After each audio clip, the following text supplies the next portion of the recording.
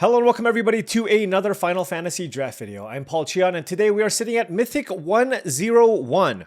Well, I did just get the announcement, by the way, that the early access event will be happening on Wednesday. And this video, as it will be coming out on Monday, what does that mean? Well, this is our second to last Final Fantasy draft video. So tomorrow's video will be my very last Final Fantasy draft video. I'll do a draft and then maybe I'll do a quick see at kind of my stats for Final Fantasy overall, and then just kind of my final thoughts. And then we will be heading straight into Edge of Eternity's content. I'm going to have some sealed deck content for all of you folks looking to do the pre-release. And then I'll also have, of course, a ton of draft videos all the way up through the actual release of the set on Arena. So a lot of videos, a lot of work to do on the early access. But today, let's hop into this draft. Now, before we head into this draft, just wanted to say that this video is brought to you by TCGplayer.com. Go to TCGplayer.com for all your Magic the Gathering singles and sealed product needs. Whether you want to buy some booster boxes of Final Fantasy or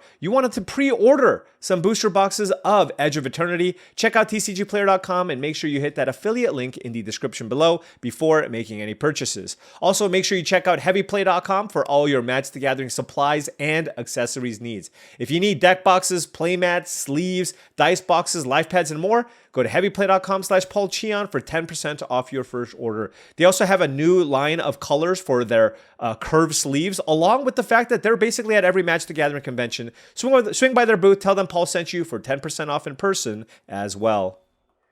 Alrighty. What did we open in the last one? Something good. Oh yeah, Urza, of course. Literally carried my draft. All right, pack one, pick one. We have Venat, Heart of Hydaelyn. Whenever my opponents play this card, they immediately follow it up with another legend. So if you can do that really well, this card is certainly fine. Double white is kind of tricky to kind of pull off. Corner by Black Mages is, I think, the best of the commons here. It's better than Stuck in Summoner Sanctum and everything else here. So it's like, do I want to go into the better color in Corner by Black Mages, or do I want to take the interesting rare that can potentially do a lot of work in a white-based deck? Well, look, I want to win, but I also want to try out like cool new cards. And I do, well, not new, but like cool cards that I don't get to play with that often. And I do think that the Venat qualifies here. Let's see what we can do. Like, you know, this is my second to last draft. I'm not going to get rank 1. Why don't we try to draft something a little bit different and see what we can pull off here? All right, moving on here. I mean, this is a legend. It can be powerful. Combat Tutorial is the best of the common. Well, there's also Fat Chocobo, but if I wanted to take Summon Fat Chocobo, given that I took the Venat, I think I'd rather take Garnet, even though the Fat Chocobo might be the better pick. And I think I want to try Green-White over Red-White, so you know what? Let's go for it. We first picked the Venat.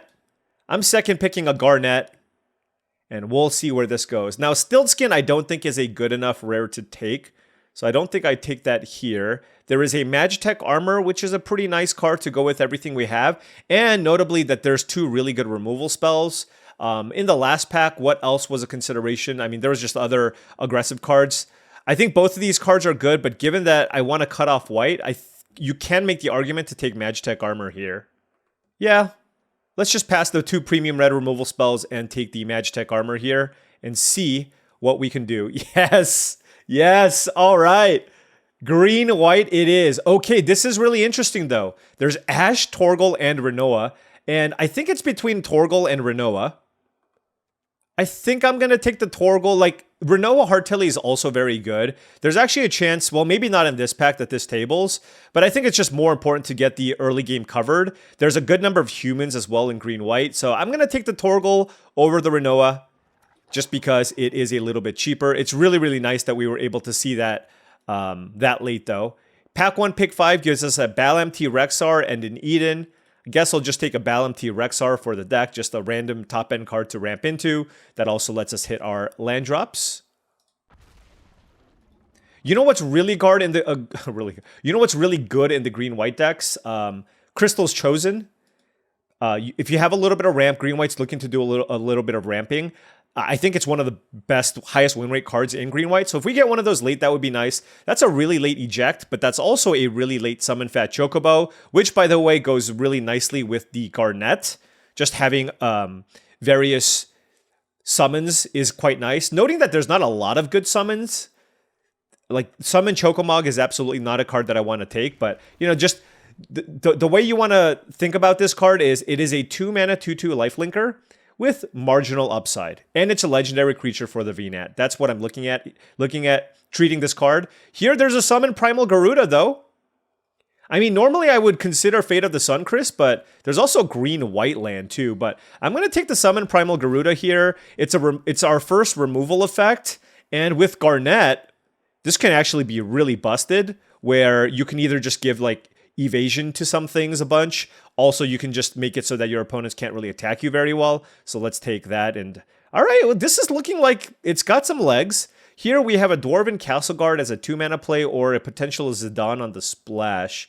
I'm going to take Zidane. I think the Castle Guard is highly replaceable. And I think given that I have a Venat, like if I do get enough mana fixing, a splash Zidane seems quite nice. Here I'll just take Paladin's Arms, totally fine, a 3-mana play here. Now we have Weapons Vendor versus Fate of the Suncrest. Here, given that I'm just really lacking removal, I could also take the Rabanaster for the Zidane. I care about that less. I'm just going to take Fate of the Suncrest just to make sure that I have some number of cheap removal. Now we have Gigantode versus Stiltskin. I'll take the Gigantode, but excuse me, I'll take the Stiltskin, but I don't actually know if that's good. Here I'll take Paladin's Arms. I just think there's a little more you can do with Paladin's Arms. Here, I'll take no, actually, do I want to take Eden? Or do I want to take Gone for a splash? I'll take the Gone. I'll take it over the Eden. Wow, blue-black land last is kind of wild just because I think blue and black land is a pretty high demand land. So I'm surprised to see it in that pack. Wow, Kefka and Joshua. Some amazing, amazing cards here. But I can't take the Kefka. But maybe I can take Joshua? Now I kind of wish I took the red-white land, but there is literally nothing in green and white that I really care too much for here, right? So maybe I try to draft some kind of like fun Naya Legends deck, but I do need to make sure that I get enough mana fixing here. But like I mean, it's a Battle MT Rexar. I'm not missing out on too much. Granted, this isn't like the best splash card. Like I would much rather splash Kefka, but this one is literally 0 of the colors that I'm in. All right, let's take the Joshua here. We have a Joshua and a Zidane. And oh my gosh, we got an Esper Origins here too. Zach Fair is also a legendary card. This is just a bomb. So I'm going to take this. But Minwoo is a legendary creature, although I don't like it so much. This is a cleric, by the way. But Zach Fair would be nice. Crossroads Village would also be nice. But very, very happy to get an Esper Origins passed to us. And now that is a Summon Primal Odin. Sadly, this is just not to be like... This is one of the best cards in the entire set. Black was really not open in the first pack, so I just don't see... I can't give myself... I can't make a good argument to taking the Primal Odin here. There's a Restoration Magic as a decent trick, which I do like, but, you know, we have some top-end stuff here. I actually don't mind taking the Gardener here, just to make sure that I can ramp into some top-end stuff. And also, we don't have a million 2-drops either, right? So... it's not the most exciting pick 2, but I'm going to take it here. We have 3 legendary spells and potentially 2 on the splash. There is an Ash here, but our artifact count is quite low. It's at 3. There's also a Geisel Greens. I mean, look, this is pretty replacement level. There's nothing else I want for my deck. I'm going to take the legendary creature here, noting that I will only most likely play it here if I do end up with like 6 or 7 artifacts. But yeah, that's going to be my thought process here. Here I'll take Chocobo Kick, really good interactive spell. Late Ignis Scientia, Paladin's Arms is just fine, but very, very happy to pick up Chocobo Kick here. Ooh, Delivery Moogle is fantastic. We're green-white. There is an Omega, which you can consider splashing, but not when I can just take a Moogle. Now, I do need to make sure that, like, I don't have any artifacts right now, but now we will make sure we put a higher priority on being able to, you know, pick up, the White Mage's Staff, for example. Like, the first White Mage's Staff is going to have a lot of value. Here we have the choice between Bard's Bow and Windhurst. I'm going to take Bard's Bow, just for the purposes of my mana curve here. Also, it works a little bit better with Ash. Like the green-white land is pretty good too, but I don't mind the Bard's Bow here. And now we have Town Greeter versus the Geisel Greens.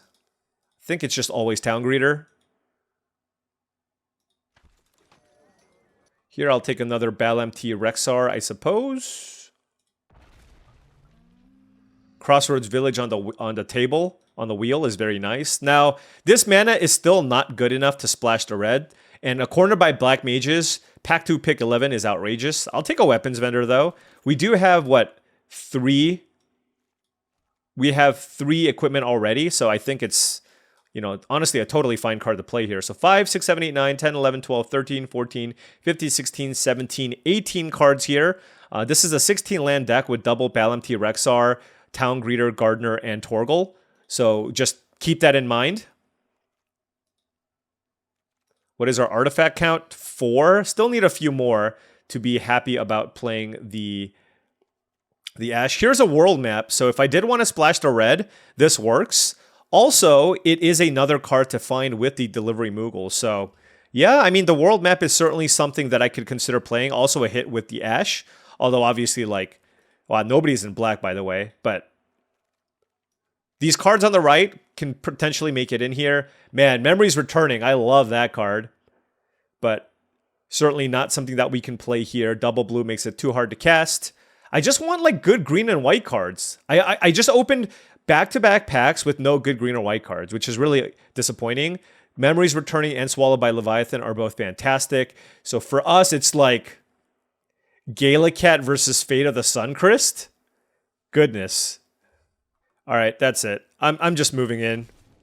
I'm moving in, folks. Oh my gosh, Sin. Oh. Why? Why are you still in here? Why did this get past Sin? Samurai's Katana, Magitech Armor, Summon Choco Mog. I mean, it's just got to be Magitech Armor. I don't want to take more red cards here. And this is just a totally fine 4-mana play. Now, wow, Shantoto, pack 3, pick 3, Dragoon's Wyvern. This is ridiculous. Now, there is a Fate of the Suncrest here, but like I said, I'm really going to be looking to splash the red here. So I think I'm just going to take the Gungaga here, just to make sure that I get good enough mana fixing for my red splash. So here I can take Zidane number 3, Bard's Bow, or Phoenix Down. Yeah, let's just take another Bard's Bow. We are getting a little bit crowded in 3s, but I do think Paladin's Arms is generally... Bard's Bow is generally better than Paladin's Arms in green-white. All right, pack 3, pick 5. There's Summon Crystal Fragments, Jumbo Cactuar. Not a legendary. I don't really have any combos with... I guess I have Summon Fat Chocobo. I mean, this pack's pretty bad. I'll just take the Cactuar for the memes. Like, you know, if somehow we need this to get us there where we need, somehow white's, like, not that open, well, I'll play it. There's another world map here. There's a Light of Judgment. This is brutal.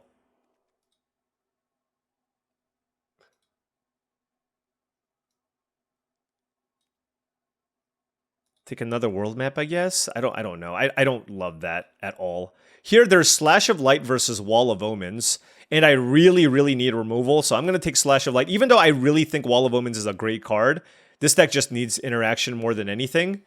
So I'll take another Slash of Light here and be pretty happy about it. There's a red-white land here, but like I said, I think Slash of Light is just 2-mana kill a thing with double Bard's Bow, Paladin's Arms. So let's take it here over the red-white land. Pack 3, pick 9 gives us a Galacat. Although I don't think my artifact count is high enough here. So I don't think I'm going to play it here. Black is so open, by the way. Genji Glove or Cloudbound Moogle. I'll take the glove, but I don't think I'm going to play it. Man, it's just such a weird draft.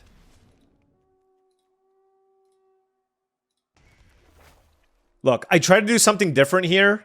I'm not sure that it paid off, but let's see how this goes, right? Let us see how this goes. Now, the question is, like, do I want to splash the red? I mean, the red just gives me a lot of power. Also, do I want to play the Moogles? This is somehow too many playables. especially if I add the 2 world maps. I have to cut 6 cards out of this pool. Maybe I can just play like 15 lands with double world map. The only reason to play this, by the way, is like I have the Delivery Moogle. Delivery Moogle getting a world map, though, is so underwhelming. This gives us a total of 8 artifacts. Our 2-drops are okay. Let's see. If I just look at my spells... Honestly, 1 world map is probably fine, because if... I don't need the second one. The first one is fine with the Moogle, but the thing is, this gets it out of the graveyard too, right? So if I draw this, I can play it, and then I can play this and get it back out of my graveyard. We have 4 red cards. What's our color situation? Wow, we have lots of white. But we also want lots of green. Can I get away with 1 mountain? 1, 2, 3, 4... 5 red sources for 4 red cards. This gives us 10 green sources with the double Bal-MT Rexar.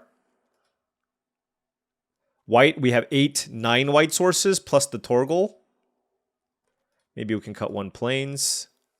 I know we have more white sources, but our green is kind of what gets us all of our fixing. And then what else do we want to cut here? I mean, let's see. I mean, there's certainly lots of options. Like Paladin's Arms, we can certainly shave. Weapons Vendor, we can also shave. I want to try the Primal Garuda, mostly because I'm lacking interaction, and also it's like a cool combo with the Garnet, so I want to try that out. Our creature count's very high, 16 plus 2 Bard's Bows, 2 Magitech Armors, and 2 Paladin's Arms. Unclear I even want to play this Ash. Yeah, I think Weapons Vendor can definitely get cut. Yeah, okay, so taking a look at this, like I said, I think I'm going to play the Fate of the Suncrist just because I'm super low on interaction. I think Ash is just not going to have enough hits. Like, I know it's a legendary card, and obviously that's really cool with the Venat, but I think in most instances it's going to be worse than Paladin's Arms, especially because I'm playing a deck with double Slash of Light, right? So when I have double Slash of Light, I do want to be able to try to draw some of these job select cards. That being said, I might still cut one of the Paladin's Arms just because, I mean, this is already a deck that's looking to play 15 lands, which I've never done before, but with a world map, double Rexar, 15, 16, 17, 18, 19, 20, like we still have 21 mana sources and our mana curve isn't particularly high. So I think that's still fine in a deck that's just really not, there's not like that much to ramp into. And given this, I like all of my top end stuff. I can certainly cut a Zidane, but I think this is just like 3 might be a lot. And given that it's legendary, like again, VNet is just good by itself. I'm gonna shave 1 just because I don't want to play the 3 copies, and I just want to be able to curve out a little bit better.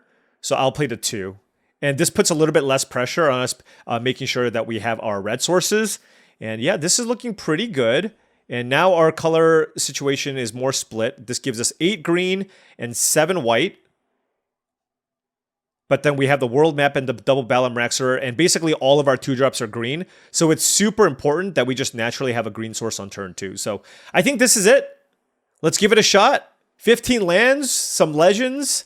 A really interesting Naya brew, but you know what? I wanted to give a slightly different play experience, and I thought we were able to accomplish that in this draft. Now, was it the ideal, optimal way to draft? Unclear, but I think this is a nice balance between fun and exploration, and let's see what happens. All right, now before round 1 starts, just wanted to say that if you've been enjoying this content and wanted to support the channel in another way, my Patreon is the best way to do so. That is patreon.com/paulcheon. Big shout out to all the patrons. Thank you so much for all your support, as it truly means a lot. Access to my Patreon gives you access to my Discord channel, which I believe is a really great way to join an awesome community of folks looking to up their limited game. People are super helpful there. If you're a newcomer, there's going to be tons of people willing to help you out. If you're somebody who's been around a bit, we also just have a lot of good, interesting discussions. So really, really great community to join. Check it out.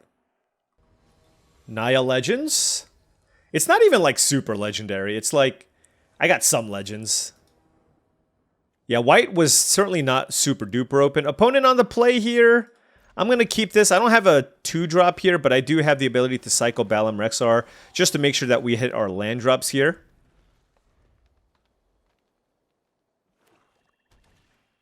And noting that I am playing both of my Paladin's Arms, also to make my Slash of Light better. Playing against Sultai, rather. Sultai value. Ooh, Garnet. Yeah, I guess I'll play that. Now, I don't have a land drop next turn, and this is the cost of playing 15 lands and relying on Balam-T Rexar as a mana source. Wow, interesting. They attacked me with the Grand Pulse Ochu, meaning they're going to have a decent blocker here. Okay, I need a land. Great. Do I give them one activation of Traveling Chocobo and play Bard's Bow? I think so. I mean, my creature has lifelink. This attack probably wasn't great. Yeah, I'm going to give them one turn here. They always hit the land, by the way. No land? Okay, no land on the top. Okay, this is good. This is good. They just played a Darkness Crystal, though. That is interesting. Another land here would be nice. Although, if I don't draw a land, I can still go Chocobo Kick and Slash of Light. So I can actually kill 2 things here and continue getting in for a good amount of damage. We did draw a land. That is a tap land. How do I want to do this? If a non-token creature, they exile and gain 2 life. So this would trade with Grand Pulse Ochu, which isn't ideal. Like, the most aggressive line is to kill both of these. But I think there's something big that they can potentially play in a future turn. I mean, maybe I'm okay with this trade, just so I can start attacking with the other things. Nah. Let's Slash of Light this. And I'm going to actually name red here, just because we have a bunch of red cards in our deck. And we'll wait. Now, next turn, if we draw a land, that's quite nice. So they have some kind of removal spell here, most likely. And the Darkness Crystal will get turned on, most likely as well. All right, let's just attack. Maybe I should have done that in the previous turn. Wow, they just took the damage, huh? All right. Let's play the Moogle. What are they, like, splashing a counterspell? I guess they could be. Sure. So they have a double black card, a blue 2-drop, and a green 1-drop. Like, what's happening here? I am just very curious. All right, let's attack. Yeah, I guess I missed out on 3 damage. I don't know why they're so allergic to blocking with the Ochu here and continuing to take the 3 damage. Right, let's go ahead and Forest Cycle here. Let's play the Gardener. And pass. It's weird, they don't have removal either. Or it doesn't seem like they have removal. Ignis, okay. I mean, maybe they have a counterspell? 1 card left. What is it? Like, I'm still just... I'm playing it a little bit careful here just because I'm not really sure what they're working with. It feels like they have some kind of interactive spell, though.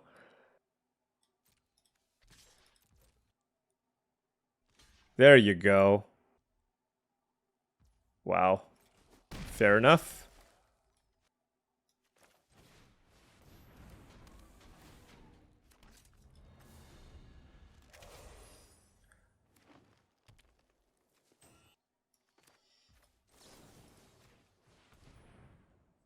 It's a... yeah. Alright, so Slash of Light there. And now we can just get in for a bunch. I mean, I'm just playing this now. Like, if they would have countered the Magitech armor if that was like an option. So this is where I'm at now.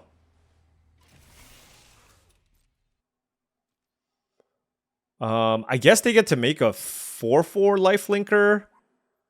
This is weird because they get to do this at instant speed. Like, I'm certainly attacking with this and this. And I'm wondering, oh, if I attack with this, they lose both of their creatures? Maybe I just attack with everything. Sure. That way they just don't have, like, particularly insane blocks. Like, yeah, they can eat this, and I don't know. But this seems okay. So made a 3-3 here. So if they want to kill my Garnet, they're going to have to double block. Sure. So this is...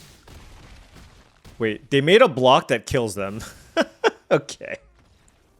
All right, you know what? I promise that was not... There was no paid acting there. I don't know. We played our cards and we won the game. Let's just put it that way. Alrighty, 1-0. Alright, opponent on the play here. Hey, our hand is awesome. Turn 2 Gardener or Torgal into turn 3 Moogle and Zidane. Very, very nice hand. But we are on the draw. Turn 1 Plains. It looks like they want to play a Magitech Infant. Nope, it's a Crystal Fragments. That one I'm not as scared of. White-red. This one plays around Thunder Magic. And this is not a human, and this is not a human. Yeah, I'm actually going to play the Gardener here to play around Thunder Magic. Oh, they have something. Slash of Light. Okay, I actually think there was a non-zero chance they had Thunder Magic there. Alright, white. And they pass. Okay, what do I want to do now? We did draw another land here, which is quite nice. If they have Thunder Magic, the Moogle is a worst line. I'm going to play Magitech Armor. I'm going to play Magitech Armor here. I mean, this still hits really, really hard. And I found a land, so like I don't need to get that world map right away. Look, if I was getting like a Dragoon's Lance or something, sure. But... Oh, that's a Venat. We also found our own Venat. Interesting. If I draw a white source... Oh man, that's really interesting. So, do you think they're going to play a legendary card next turn? So let's see. If I get the world map, I play it now. I sack it next turn, get up Plains, and then I can go Venat into Torgal. Yeah, I'm just going to do that. It's just such a good use of my mana. Let's get world map.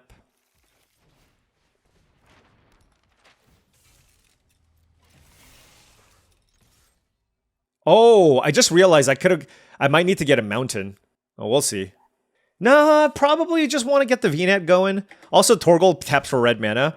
And with my board, the Torgal is the last thing they're going to want to kill. Like, if they have Thunder Magic, they're going to want to kill the Delivery Moogle, right? So, I think this is okay.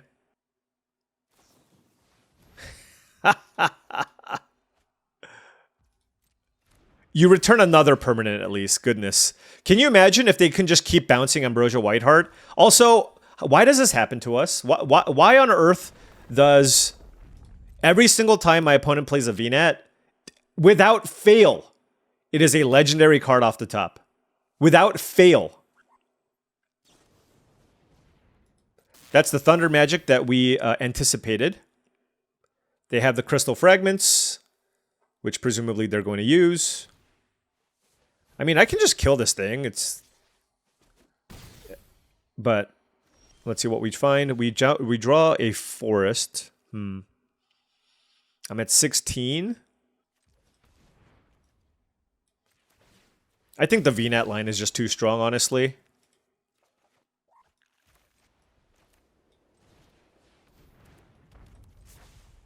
Look at how much mana we're also able to develop onto the board here.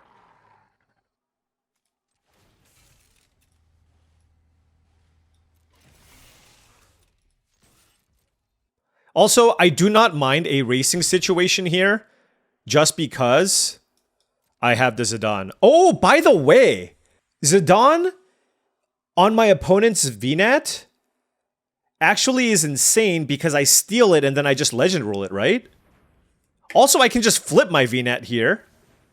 Exile it. Okay. At the beginning of combat, put a plus... Okay. Yeah, I mean, you're playing Laughing Mad in your red-white deck. I don't feel bad for you. All right. Well, we were the ones who were able to ramp and beat down, and we got to live the dream with Venat. We were going to draw another card off the Zidane there as well. I mean, we were going to have an incredible turn next turn with the setup that we had. So really, really good draws here so far for us. And Delivery Moogle getting a world map actually being very relevant. All right, we are now in the top 50s. I would not have expected that, but we are playing against a great opponent here. Jazz Critic is ranked number 117. They are on the play. What do I name with Crossroads Village? Magitech Infantry turn 1. Okay, well, I guess this is easier now. I just go white on this because I drew the Venat. Okay, nothing on turn 2 definitely gives me some reprieve here, but we are not out of the woods yet. Oh, they're Mardu? No respect for the game. Actually, this is fine. We're probably just going to get run over here, honestly.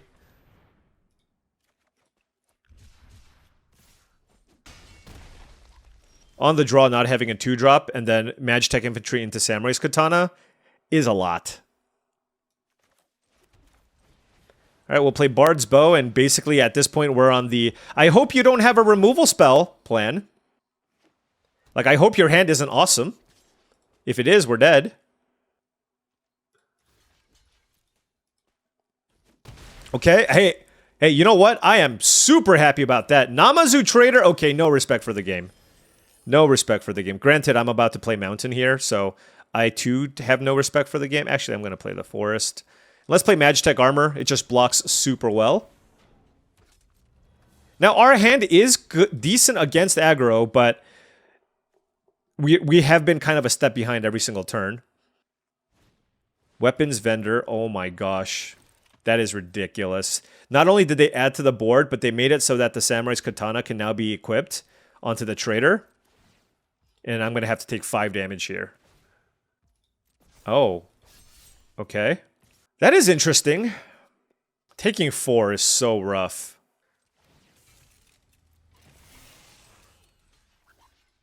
Alright. Fate of the Suncrist is very nice. I think Summon Fat Chocobo makes the most sense here. It just puts the most power and toughness in play. And makes it a lot more difficult for my opponent to attack me. 3 cards left in hand for the opponent. Weapons Vendor is very annoying with a Samurai's Katana in play. Oh my gosh, what just happened? I guess they're going to move this onto the Weapons Vendor. And we take 11 damage. No, I'm going to chump with the 1-1 here. So that tramples. Sure. Oh, they're sacking the Chocobo. Oh, so I don't even take that much damage. So I think I mean, that was obviously very good with the Namazu Trader. I'm just going to take 7.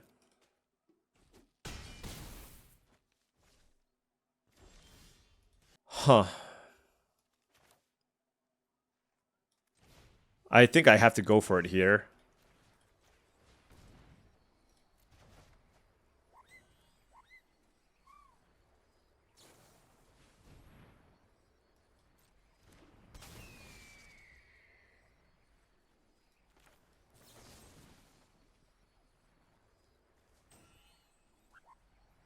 So they're going to bounce the Weapons Vendor? That's so brutal.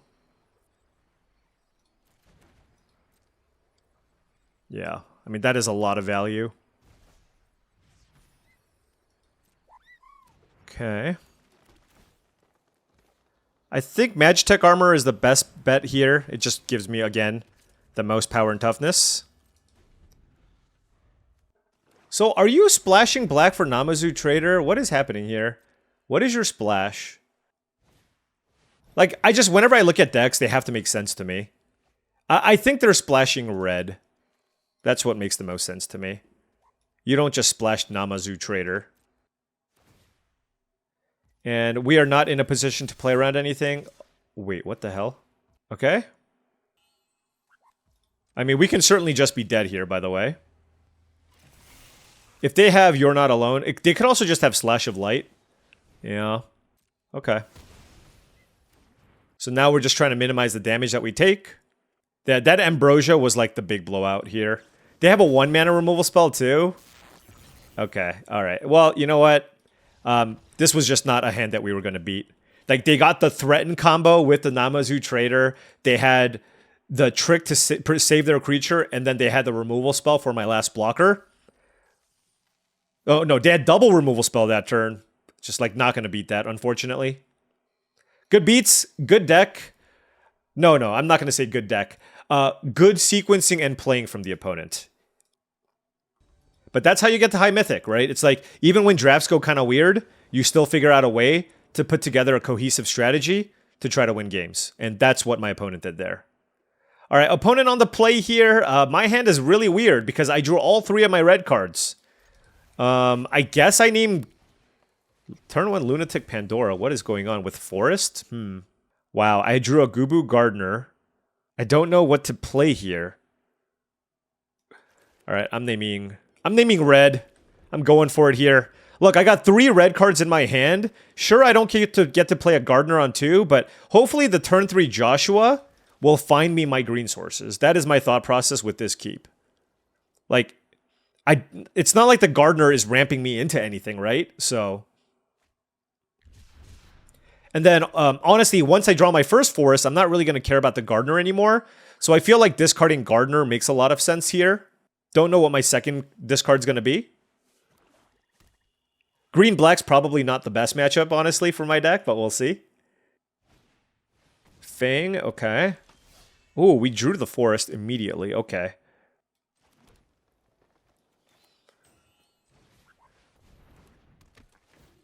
So Gardener down. Is it the second copy of Zidane?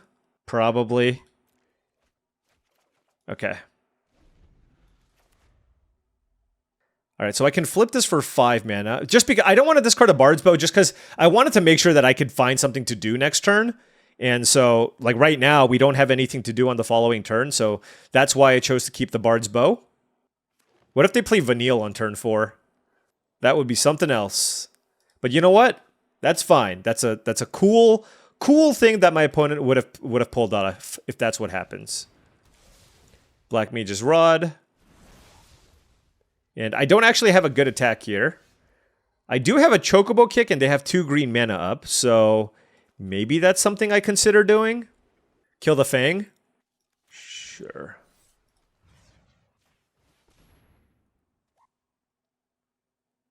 There's just not much they can have for green, which is why I feel okay about this.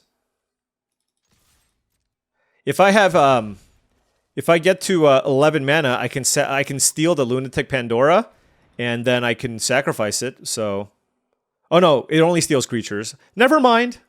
Never mind. I don't think I'm going to land cycle the Balamti Rexar here. Now, I can Fate of the Sun Crystal Lunatic Pandora. I don't know. What does this do? Destroy or exile? It destroys. Okay. That's a Bard's Bow. Sure.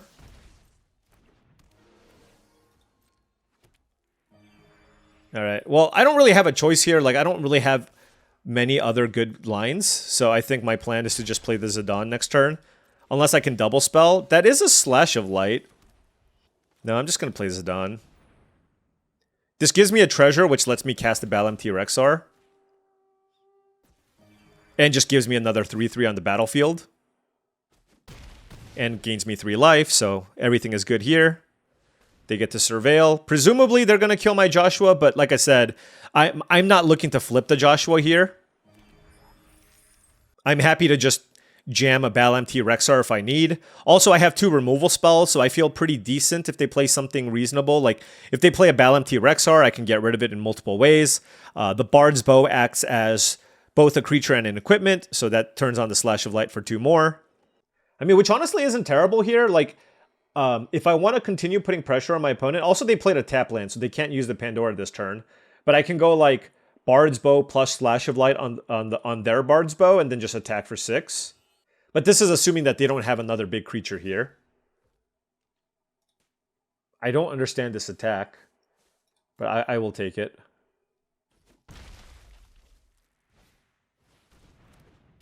Okay. Kutrub Forayer. Sure. But, like, their last card must be something, right? Like, why would they make that attack? It's just really weird. I gotta think about this. With all this mana open, it might be tough for them to make, like, the ideal blocks here. And I just don't care that the Zidane trades with either of these cards. I just think a double block would be kind of wild from their side. Now, if they do have a combat trick in their hand and they do go for the double block, I feel like I probably shouldn't be the one to flinch here and fire off my removal spell. At that point, I should probably just go ahead and let it resolve and have them take the 3. Yeah, I mean, they're in a tricky spot here. I have all this mana up, like... But at the same time, they're down to 1 card. Like, they're not really in a position to, like, play around too much stuff. Yeah. Yeah, this is fine. I mean, given this block, it just, like... It 100% telegraphs that they have... It just telegraphs that they have something if I had a removal spell there. So I'm going to actually just play a Bard's Bow here and keep up Slash of Light and see what they do.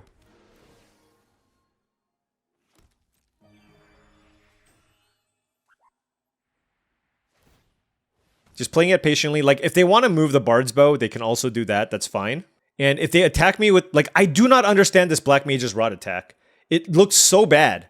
I don't know what it can be. But whatever's in their hand is some kind of trick. Right? It has to be. It might be the +3/+3 spell, the Trample, Blitzball Shot. It's just got to be something. It's a Marlboro. Yikes. I'm going to just pitch the Bal-MT Rexar, I think. Alright, milled a couple of cards here. Maybe they just goofed. Maybe they just goofed. Alright.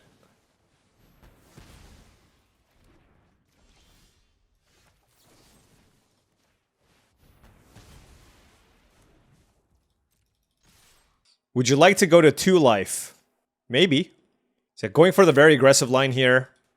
Whatever this is still a combat trick. Alright, this is fine. They're at 5. They have the ability to kill one of these things. If they play a Marlboro, I can pitch the Forest or a Hectize. They have the Lunatic Pandora to kill one of my cards. But I can still continue putting pressure with the Delivery Moogle.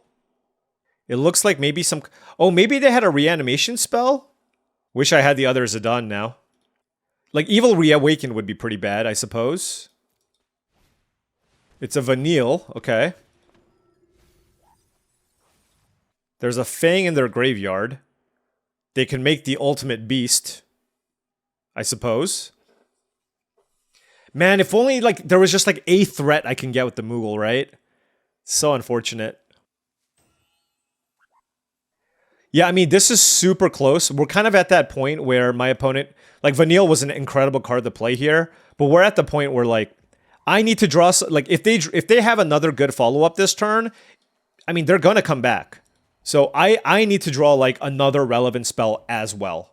They got a Gone? What? Oh my gosh. Okay.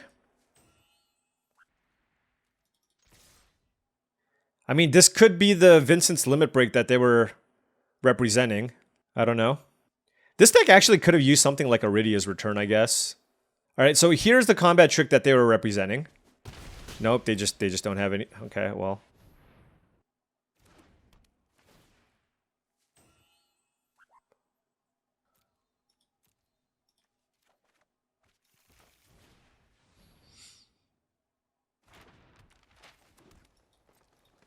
I just want to be able to crack this and thin out my deck.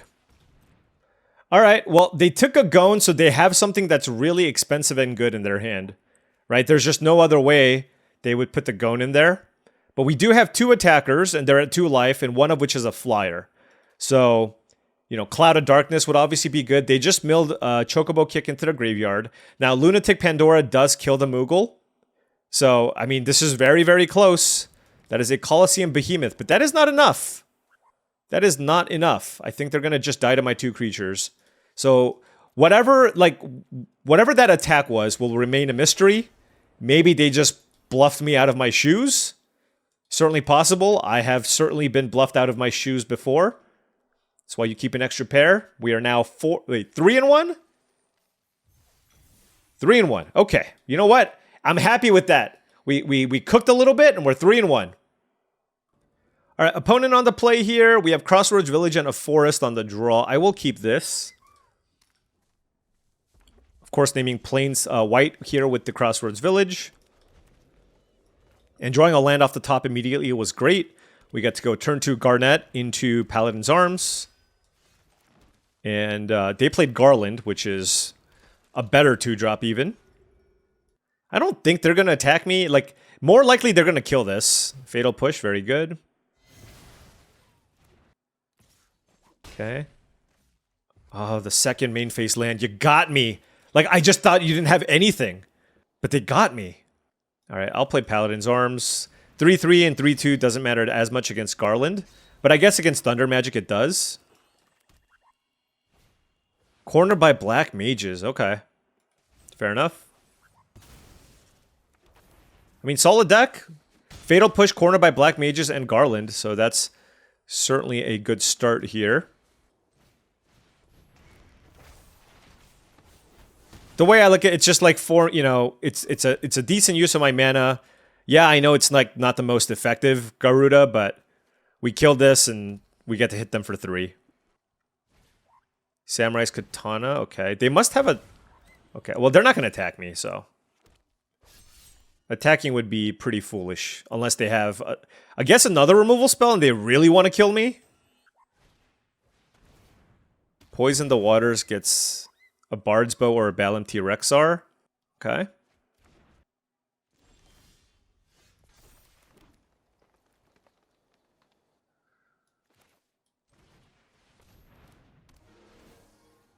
So I should keep this around just to minimize the damage that I take. So, and I'll play the Gardener too.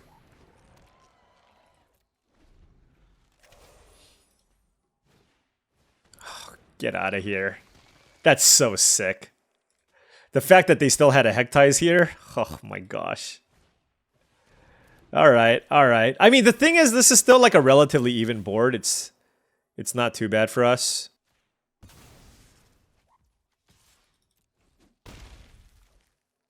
Got Magitech Armor here. Good draw.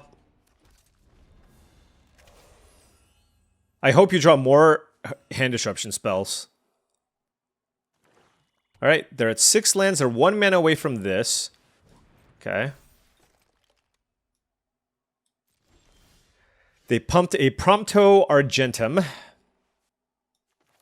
Let's play Town Greeter. We hit a red land. Oh, there's the Venat. Okay, well, we'll play the red land. Gains us some life. And then I can move Paladin's Arms onto something. I'm at 14. They're at 16.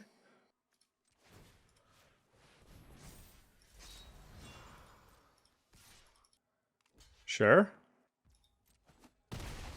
That is an interesting... I thought they would just go for the trade. Black Waltz. Very good draw. Okay, that is another land. I mean, I kind of just want to be the aggressor here, I think.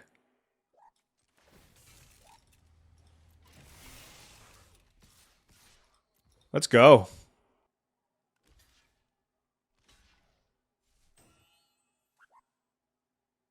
Yep. All right. So things are dead, and now we have lots of mana. So this is 6 to equip. This is largely better, so let's put that here. Let's just play out our land. Alright, well here comes a big 5/5 flyer. 14 versus 16. They're gonna make it into a 7/7 too, so I can't actually block it that well. So my best bet then is racing it. Which is not a good option, but it's the only option that I have. Alright. And then I can play a land. And I can move this here. I mean, feels like my only option. Wait, they played Prompto Argentum. Wow. Yeah, I mean, I suppose that also works. So I take 6 here, I guess. Oh, man. I mean, I guess I still do this. I'm at 8, so I'm not dead just yet. Oh, Slash of Light? Oh, I just drew it to... With after the double block? Oh, that's brutal. That is brutal. So I can block the Chaos. I 2-for-1 myself, but I need to kill the chaos. And I'm at 8 and they're 16. Yeah, that really sucks. Yeah. Oh well.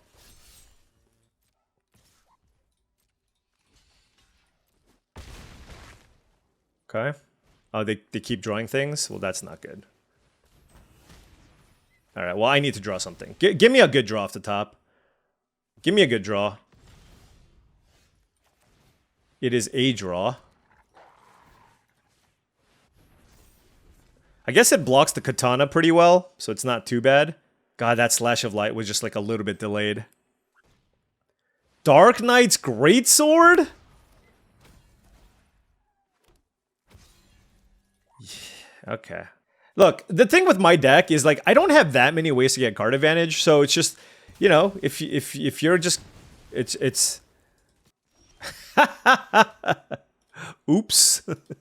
They could have hit me for 3 here. But it doesn't matter. I'm dead. They got a little bit ahead of themselves after the really good draw with the great sword. Circle of power. Okay. All right. I am done. Man, we've been playing against them. You know, like I said, I mean, we've been playing against some pretty good. Like we've had a lot of instances where it's kind of close, like back and forth. And when I go forth, it doesn't come back to me. So we gotta turn it around and get some good top decks ourselves. Ooh, well, you know what? This is a great. I even forgot I had Esper Origins in my deck. Turn 2 Esper Origins, turn 3 Joshua. That is fantastic. Probably want to get a second white source for a potential Venat. Tonberry, okay.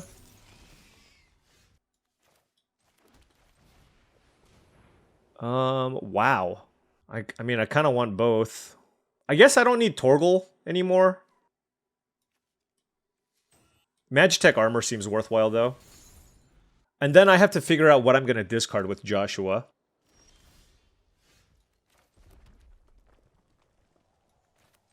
Probably 2 cards. I think I'm going to just pitch the Slash of Light to make sure that I hit my lands.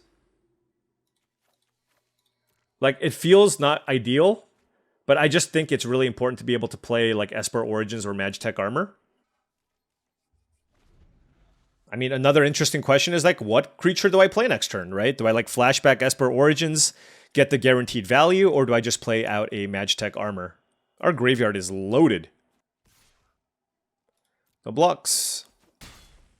I mean, this is better with Slash of Light. Although, I guess if I play this next turn, I'm going to have a ton of mana available. So I'll actually be able to go Magitech Armor plus Slash of Light. So maybe that's something that I want to do. If they have a Chocobo kick, killing Joshua makes sense. Shinra Reinforcements, okay. Resentful Revelation, Fat Chocobo. Alright, so just, you know, your bread and butter deck here for Golgari. Although Tonberry I don't really love in my Golgari decks. I don't want this Plains, but I do want to, I want to guarantee that I hit a permanent here, so why don't we just get the forest here, and now we just have all the mana that we need, especially with this world map. And now the way that I look at it here is, if they kill my Esper Origins, I already got my value out of it, because I got my card, and they're spending their turn to kill it, and then that's a higher chance that my Joshua gets to live. And if they don't kill it, I can go, let's see, 1, 2, 3, 4, 5, 6, 7. I can actually go Magitech Armor plus Paladin's Arms, and then go with a nice overrun situation on the following turn, which will put a decent amount of pressure on my opponent's life total. But I think they have a removal spell, which is why there was pause in the previous turn, because I think there was some consideration to kill Josh, but I think my opponent recognized that they don't have to kill the Josh just yet, so they're just waiting. And if they kill my Esper Origins, then I'm just going to play Magitech Armor. Like, flipping this is kind of like the last thing you want to do for the most part. And if they had a removal spell, I'd be more interested in killing Josh. Okay, so they killed the Josh. Sure. And we get a land. Man, Vane's Treachery would have been cool with Zidane. But yeah, let's go ahead and play Magitech Armor. So made good use of the mana here. Let's beat down for 4. And no reason to kill Tonberry. Let's play Paladin's Arms. All right. Drew a couple of our wares this time around. Hopefully that gets it done here for us. Oh, I need to full control here so that before this triggers, I need to be able to crew the Magitech armor. So that's a very, very important interaction that a lot of people forget. If you don't full control and you just go to your main, when you have a Saga in play and it's a creature, it doesn't give you the opportunity to crew. It just like it goes immediately to the ability. So that's just something that you need to keep in mind. So 5 cards in hand for the opponent. All Tonberry does is attack, sure. Ahriman, okay, Death Touch card. That's a good Slash of Light target. So this goes on this. Okay.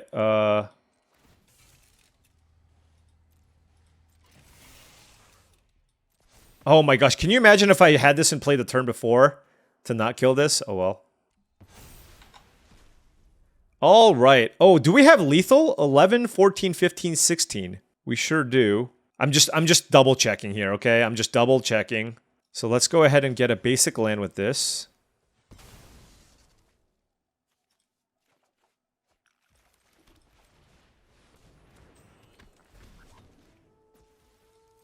Boom. Woo. All right. Esper Origins for the win. That was an incredible draw. And remember, I was asking for a great draw, and I got it there. So I used up my, I guess, my one time for this draft. We're 4-2. I'm happy with 4 wins, to be honest. Drafting, first picking a Venat and trying to draft around it and doing something a little bit different when, you know, if you looked at the signals, I don't know that this was necessarily where we needed to land, but we're still making it work, and we have 4 wins. Let's go first. Nope, nope. Why would we go first? All right, we have 4 lands, Torgal, Chocobo Kick, and Fate of the Suncrist. Totally fine hand to keep here.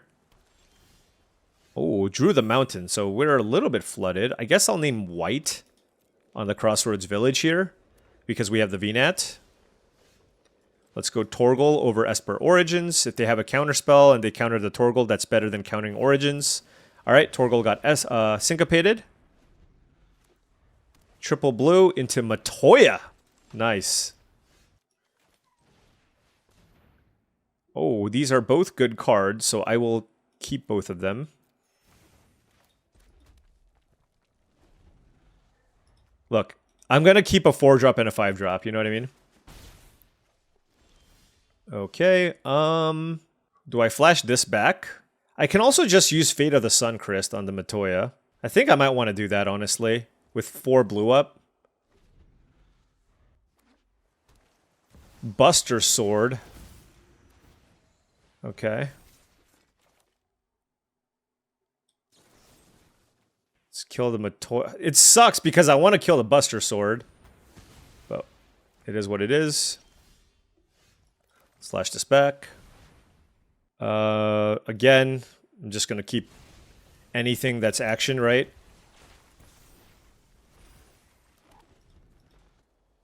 This is an interesting build that they have. Whenever equipped creature deals combat damage to a player. Okay. Alright, so they have 3 blue up here. I mean, they can make it unblockable and do all kinds of stuff there. 2, 3, 4, 5, 6. So I can play a Bal-MT Rexar, I guess.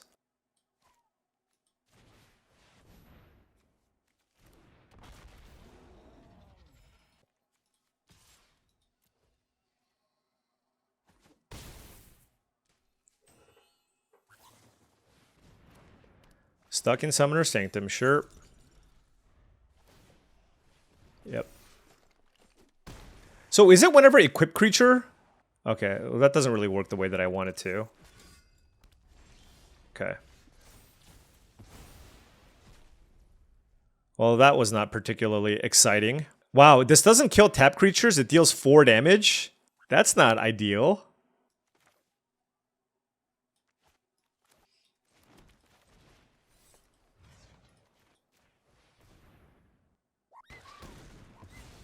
Okay. Okay. Buster Sword is very, very strong, and if their hand is all removal spells plus Buster Sword, so be it, right? So, you know what? Losing to Buster Sword is pretty cool. So this is fine. I'm okay with this.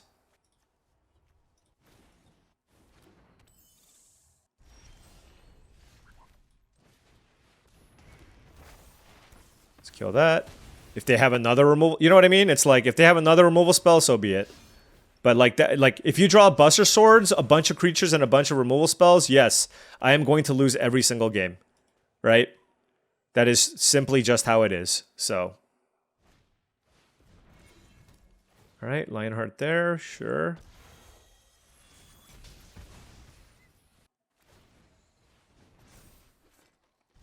Okay. I wonder. Oh wait, is this Bard's Bow?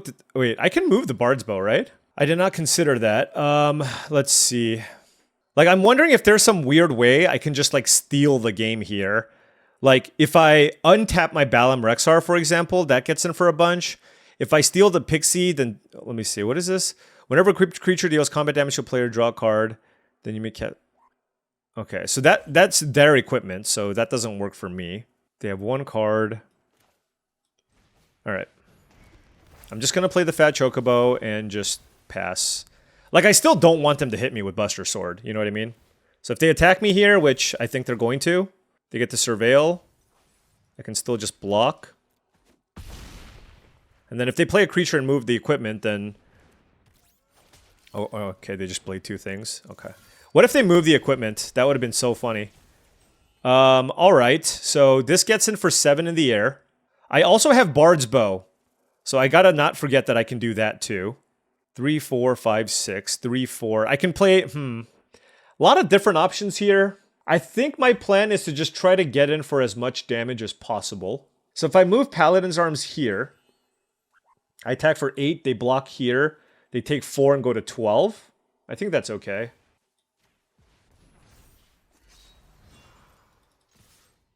Oh, wow. So they're going for the value-oriented play, which is actually better for me because now everything that I have is going to have trample. So now they're at 12, I'm at 18. They're going to hit me here. And a lot of it is just what they hit. But keep in mind that I can steal the Pixie and attack for a lot. So they didn't want Lindblom. I'm at 11. They hit at Summon GF Ifrit. Okay. And they didn't move anything over. Oh, man. Okay. I'm at 11 life. I wonder if this is like a syncopate or something. 11, 12, 13, 14. The question is, what do I steal with the Zidane? Okay. The problem is if I hit them with this, I think I'm just gonna take this. Oh. Well, that's lame. That is mega lame. Alright, so they're at 8. Alright. Man. Got Buster sorted out. Well, you know what? I guess that happens. They attacked me? Why would you attack with the Freya? They must have a way to deal damage to me? And they didn't want another flyer. Okay. Magic Damper was good. Alright. You know what? This is what happens, though, when you, get a little creative, I'm just gonna say. I have to do this. Wait, hold on. 3, 4, 5, 6. So I just can't do everything that I want. 3, 4, 5, 6, 7 damage.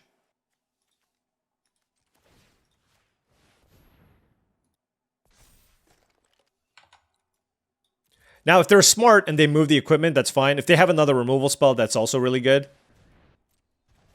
Okay, they have stuck in Summoner Segment. All right, they got me. All right. Okay, you know what? I will say, you know, this was a really, really fun experiment. And like just trying to see what other color combinations work. There's a reason why Naya isn't the highest win rate archetype in the format. But you know what? The fact that we were able to pick up 4 wins with this deck was pretty cool. But we lost the Buster Sword. Now, I could have chosen to Fate of the Suncrist the Buster Sword instead of the Sahagin, but I just didn't want them to get value off of it. But that could have ended up costing me, right? It's like, but then I wouldn't have been able to play anything that turn. So I don't know. It was really weird. Like I could have just killed the Buster Sword. And if I just killed the Buster Sword, honestly, if I just killed the Buster Sword, I probably win that game because the rest of my opponent's deck looked pretty underwhelming. It was like some removal spells, not that much card draw. Like maybe that's what I needed to do. And my opponent, like I was really trying to hold this on for some random way to like kill my opponents out of nowhere, but we just were a little bit short, and that Magic Damper certainly did a lot of work as well. But all in all, like, you know, this is just like a green-white deck. We had, what, 1, 2, 3, 4, 5 Legends to go with Venat. We never got to actually draw too many cards with this or flip it, but I do think this card can be powerful if you try to build around it. And look, we're at that phase in the format where if I see a cool rare that I haven't really built around yet, I'm going to try to take it and see if we can do something fun. And for me, I haven't really been able to go off with the Venat, so I wanted to try. And I think this was still like a reasonable configuration of cards. We had really, really rock-solid 2-mana cards. Esper Origins was the best card in our deck. This card is fantastic and was really important for allowing us to win a bunch of tough games. And outside of that, I mean, just, you know, I think we were probably, the big issue with this deck was we were kind of light on good top-end threats. Like, we only had the 2 BalMT Rexars, but with all the mana generation that this deck has, like I said, the best card in green-white is the Crystal's Chosen, and we just didn't pick one up. That's usually a free card. Also, I saw that Renoa Hearttilly late in pack 1, and I just thought that meant that I was going to get the green-white cards. But apparently there was another green-white drafter, because we didn't see anything like that in future packs. So somehow this was a draft that had another green-white drafter in it, most likely, and that prevented us from, you know, realizing the full potential of this deck. But, you know, this deck was okay. Nothing too crazy, but I thought this was still like a cool, functional deck that was able to get 4 wins. You know, we played against a bunch of Mythic players as well, and just nice to see. Now, if I was drafting for, you know, the Arena Championship or the Arena Open on the weekend or something like that, I would definitely not draft this deck. I would never, ever second pick a Garnet. Honestly, like even after first picking a Venat, like second pick, I probably should have just taken the Summon Fat Chocobo there. But I wanted to do the Legends thing, so I took it and just try to see what happens. But like I said, for the most part, this is mostly just 2-mana, 2/2 lifelink. Like we even had Esper Origins, Garuda, and Fat Chocobo, but even then, like just treat it as a 2-mana, 2/2 lifelinker with marginal upside. Don't try to draft around this card is kind of my thing, but I just wanted to take it because of the Venat, and you can't stop me, all right? You can't stop me. We try to do the Legends thing. All right, one more draft to go. That one, I'm going to hopefully try to win. I'm going to try to get a trophy with that one, but look, if I see another sweet card, I'm just going to take it. Now, Final Fantasy has been a really fun ride. I'm really sad that this is going to end very, very soon. I feel like the format's just not been around long enough, given how fun and sweet the format is. But you know what? I'm also excited to move on. So one more Final Fantasy draft video. Hopefully we can close things out with the trophy, and then we will be going straight into Edge of Eternity's early access videos. Anyways, thank you so much for watching, as I really do appreciate it. Make sure you hit that like and subscribe button for more daily videos just like this. If you've enjoyed this content and wanted to support the channel in another way, my Patreon is the best way to do so. That is patreon.com/paulcheon. Once again, special shout out to all of the patrons. Also, check out TCGplayer.com. Get your pre-orders for Edge of Eternity's booster boxes on TCGplayer.com. Hit that affiliate link in the description below before you go shopping. Last but not least, check out HeavyPlay.com for all your Magic the Gathering supplies and accessories needs. If you need deck boxes, playmats, sleeves, dice boxes, life pads, and more, go to HeavyPlay.com/paulcheon for 10% off your first order. Thank you so much for watching, and I'll see you tomorrow.